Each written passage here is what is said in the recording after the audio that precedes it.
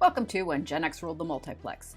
The 80s were a pretty good time for new twists on the vampire film formula. There was Tony Scott's impossibly stylish The Hunger from 1983, which featured David Bowie, Susan Sarandon, and Catherine Deneuve as smoldering and elegant vampires in Manhattan. There was Fright Night, 1985's cult favorite about vampires in the suburbs. There was Grace Jones as a sexy new wave stripper vampire in 1986's Vamp. And there was 1987's rock and roll vampire extravaganza The Lost Boys, which I looked at several months ago. Also released in 1987 to very little fanfare was today's pick, Near Dark, which is about vampires in cowboy country. Near Dark was directed by Kathryn Bigelow, who'd go on to win an Oscar for directing The Hurt Locker, and who has directed films as diverse as Strange Days, Zero Dark 30, and Point Break. Near Dark was Bigelow's solo directorial debut. Along with Monty Montgomery, she'd co-directed 1981's biker flick The Loveless, which starred a young Willem Dafoe. Bigelow co-wrote the script for Near Dark with Eric Red.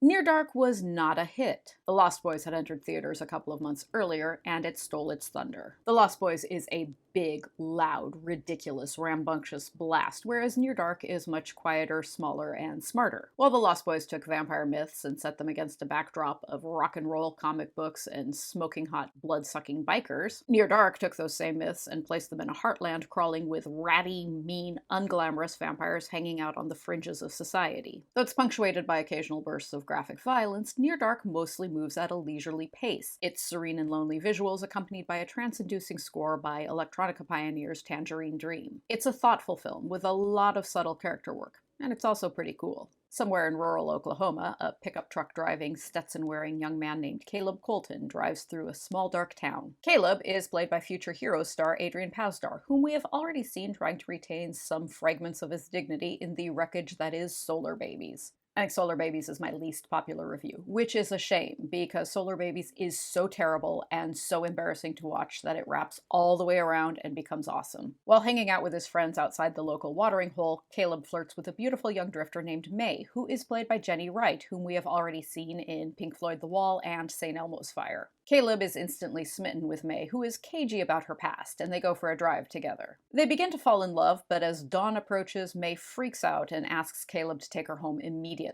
Caleb teases her by insisting she kiss him first, which is a dick move, so she chomps on his neck and runs off, which is sort of what he deserved. Caleb's truck stalls, so he heads home on foot. As the sun rises, smoke pours from his skin, and his flesh begins to burn. May is a vampire, and as she has bitten Caleb, Caleb is turning into one as well. Caleb makes it to his family farm. His veterinarian father, Loy, played by Tim Thomerson, Jack Death in the Trancers films, and his kid sister Sarah, played by Marcy Leeds, spot him stumbling across a field. Before Caleb can make it home, an RV pulls up, and the occupants yank him inside and speed off. Inside the RV, a vicious hayseed vampire named Severin threatens to kill Caleb. Severin is played by Bill Paxton, whom we have already seen in Streets of Fire. Also in the RV are some other vampires, including ringleader Jesse, played by Lance Henriksen, and Jesse's longtime love Diamondback, played by Jenette Goldstein. Lance Henriksen, Bill Paxton, Jenette Goldstein.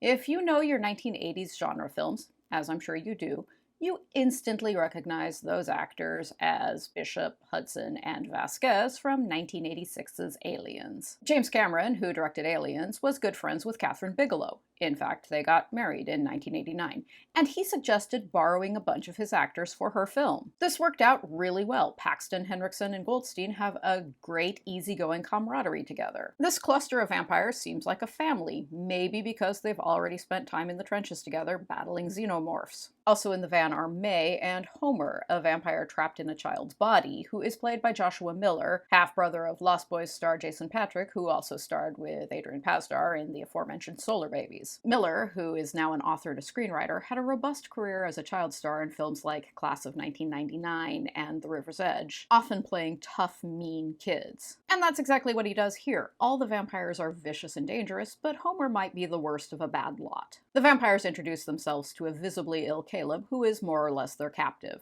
Figuring the authorities will be on their tail, they hole up in a shed somewhere in Kansas. Caleb escapes and makes it to a nearby town, where the local theater is playing Aliens, of course. He doesn't have enough money for a bus ticket home. He's behaving in a suspicious manner, so a police officer, played by Troy Evans, grills him and ultimately gives him the extra cash for a ticket home. On the bus, Caleb's illness worsens, so he gets off at the side of the road. He returns to the vampires, where May feeds him on her own blood to revive him. May gives Caleb a pep talk about how he's going to have to start killing people, which is intercut with scenes scenes of the vampires hunting their prey. Homer murders a good Samaritan who tries to come to his aid. Severin poses as a hitchhiker and picks up a pair of party girls, played by Neith Hunter and Girl 6-star Teresa Randall. And Diamondback and Jesse slaughter a pair of would-be muggers. May and Caleb are picked up by a truck driver, played by Roger Aaron Brown. Caleb refuses to kill the trucker, so May kills him herself, and once again lets Caleb feed off of her. Severin, Jesse, Diamondback, Homer, Caleb, and May burst into a dive bar where John Parr's Naughty Naughty is blasting. That is a great song. I'm torn as to whether it's used better here or over an opening montage of streetwalkers in a second season episode of Miami Vice. No wrong answers. Severin agitates the customers, a bar fight ensues, and long story short, the vampires slaughter everyone in the bar. Except for this dude, who is played by Adrian Pasdar's Solar Babies co-star James LeGros, who dances with May to George Strait's The Cowboy Rides Away, and then is hunted down by Caleb, who can't bring himself to kill him. Weirdest Solar Babies reunion ever. Jesse and the other vampires are royally peeved with Caleb over his refusal to kill. The sun is rising, so they hole up in a motel room, but the cops surround them. Caleb braves the daylight, and even though the sun sets him on fire, makes it to a van, which he crashes through the motel wall to rescue the others. They speed to safety.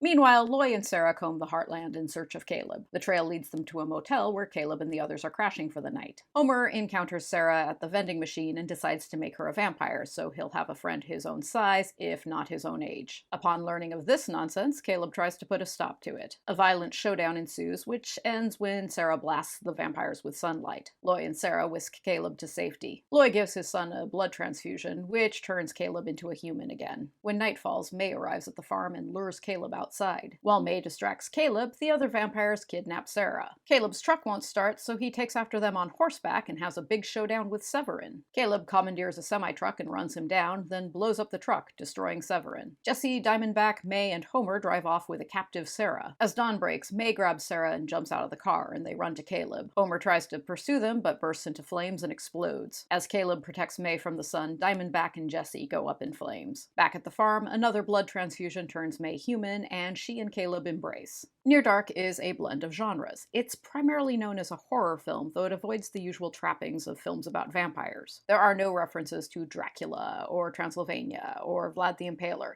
In fact, in Near Dark, the word vampire is never used, although that's clearly what they are. They survive on human blood, and daylight can kill them, but there are no vampire myths at play here. Caleb and May are cured via straightforward medical science, i.e. a blood transfusion. What might be most unusual about Near Dark is that these are vampires minus any trace of glamour. There's a tendency in vampire films to make the vampire lifestyle seem very seductive, but Near Dark avoids all that. These vampires are ratty and marginal. They drive around in disreputable stolen cars and RVs and crash at cheap motels, and they find their victims at dive bars. Bill Paxton Severin is a lethal undead version of that dumb, mean guy who gets into bar fights every Friday night. Homer is a selfish and vicious brat who also happens to be a vampire. Jesse and Diamondback are the clear parental figures of the group, but they're also a pair of sadistic thrill killers. Teen-geared vampire films hit their stride in the 80s, but Near Dark is also a modern Western, and the Western genre really wasn't targeted much towards Gen X at this time, at least not until the Brat Pack on Horseback romp Young Guns hit theaters in 1988. The hero of Near Dark, Caleb, lives on a farm and knows how to ride a horse. Jesse, Diamondback, May, Homer, and Severin are outlaws, bringing violence into Caleb's life and destruction to a wild and barren landscape. The film climaxes with a showdown in a deserted town. It's like High Noon with vampires, which is a genre mashup that really shouldn't work,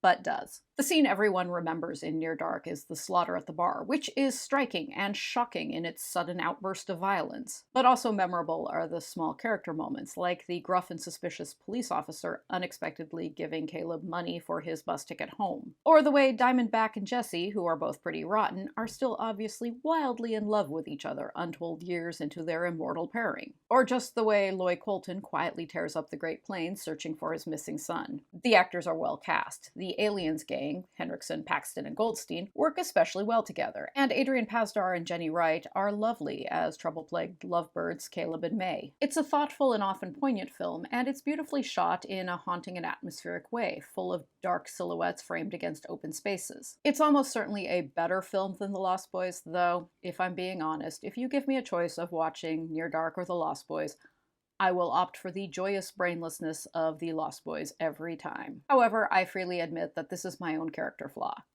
The films I've looked at lately have been pretty classy, and I'm feeling the need for a palate cleanser in the form of some irredeemably bad 1980s trash. I'm gonna go with 1984's Never Too Young to Die, which features the this can't possibly be a good idea casting of John Stamos, Vanity, and Kiss's Gene Simmons. That's next time. Thanks for joining me, and I will meet you back here then.